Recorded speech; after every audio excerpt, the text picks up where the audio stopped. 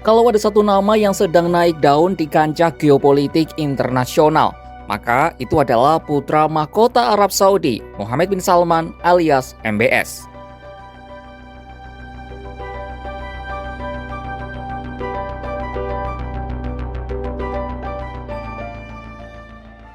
Putra mahkota kerajaan Saudi itu sedang moncar-moncernya di kancah global.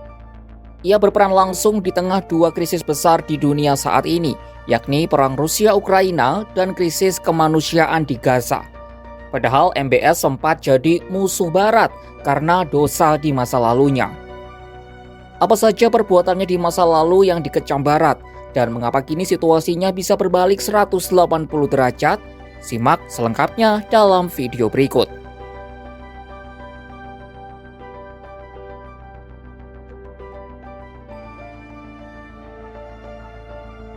Sebelum bahas soal dosa masa lalu MBS, kita bahas sedikit soal visi 2030 Saudi, karena semuanya bermula dari sini.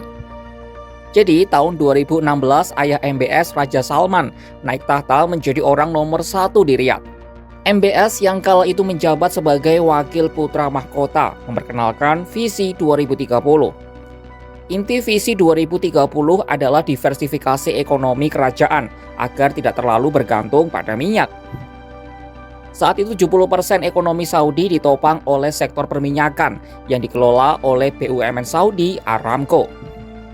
Diversifikasi ini dilakukan dengan berbagai cara, misalnya meningkatkan jumlah warga Saudi yang bekerja di sektor swasta termasuk perempuan, lalu investasi asing, serta penjualan saham Aramco ke publik untuk mendapat tambahan modal berinvestasi di sektor lain seperti pariwisata.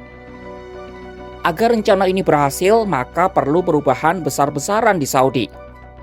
Salah satunya adalah pemberantasan korupsi yang kemudian jadi polemik. Tahun 2017, ratusan orang terkaya dan berkuasa di Saudi, termasuk sejumlah kerabat kerajaan MBS, ditangkap dan ditahan di Hotel Ritz-Carlton. Para kritikus mengatakan MBS mengatur penahanan untuk mengonsolidasikan kekuasaannya. Agar bisa bebas, banyak tahanan menyerahkan sejumlah besar uang dan menyerahkan kendali perusahaan kepada pemerintah. Upaya pemaksaan dan kekerasan itu mendapat sorotan luas dan membuat kritik berdatangan ke putra mahkota Saudi itu. Tetapi kontroversi terbesar sosok kelahiran 31 Agustus 1985 itu ada di kebijakan luar negeri. Tahun 2015 saat sang pangeran menjabat sebagai Menteri Pertahanan, Arab Saudi memimpin koalisi dalam perang melawan pasukan Houthi di Yaman. Perang ini bertujuan untuk meminimalkan pengaruh Iran di kawasan yang kemudian berubah menjadi bumerang. Arab Saudi dan aliansinya gagal membasmi Houthi dan banyak warga sipil Yaman yang tewas. 2018, Riyadh dituding secara internasional telah membuat Yaman kelaparan. Setahun sebelumnya pada tahun 2017, kerajaan itu mencoba meredam pengaruh Hizbullah dengan mengatur pengunduran Perdana Menteri Lebanon saat itu, Saad Hariri, sekaligus membuatnya menyalahkan Iran di depan umum. Langkah itu dirancang untuk membuat Lebanon menentang Hizbullah dan keluar dari campur tangan Iran.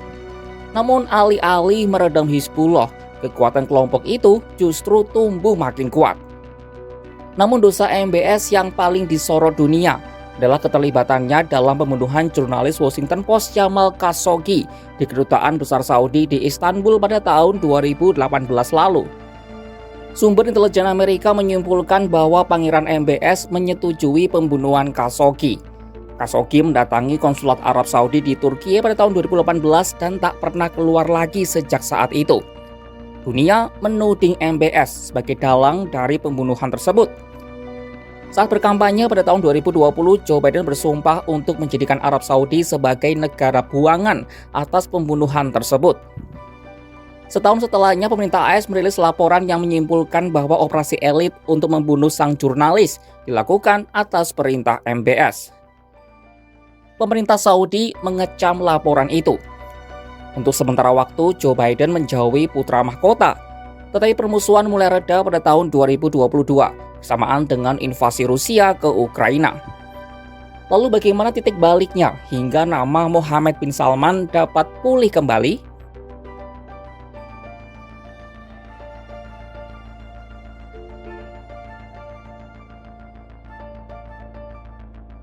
Di titik terendah MBS dalam kancah internasional, Donald Trump muncul menjadi kawan setianya. Tahun 2018 ketika Khashoggi terbunuh, Trump memuji lulusan Universitas Raja Saud itu sebagai sekutu yang benar-benar spektakuler.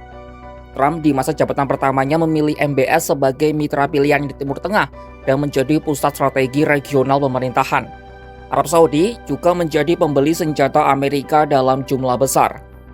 Bahkan hubungan Trump dengan Saudi melampaui hubungan bisnis resmi pemerintah, tapi sudah merambah ke bisnis real estate pribadinya. Hubungan keduanya sebenarnya sempat memburuk, imbas rencana Trump merelokasi warga Gaza keluar ke Yordania dan Mesir.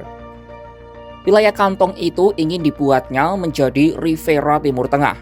Di lain sisi, Trump ingin Saudi bergabung dalam perjanjian Abraham yang mendamaikan Israel dengan negara-negara Arab. Tapi Arab Saudi bersikeras agar negara Palestina merdeka didirikan sebelum normalisasi dengan Israel. Saudi juga menjadi inisiator pembuatan proposal Gaza pasca perang yang menjadi alternatif tandingan dari rencana Trump.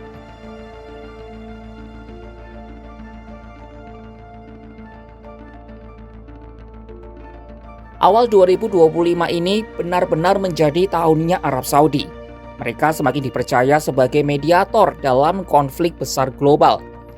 Senin 17 Januari 2025, Pangeran MBS bertemu dengan Menteri Luar Negeri AS Marco Rubio di Riyadh untuk membahas masa depan Gaza dan perang Ukraina.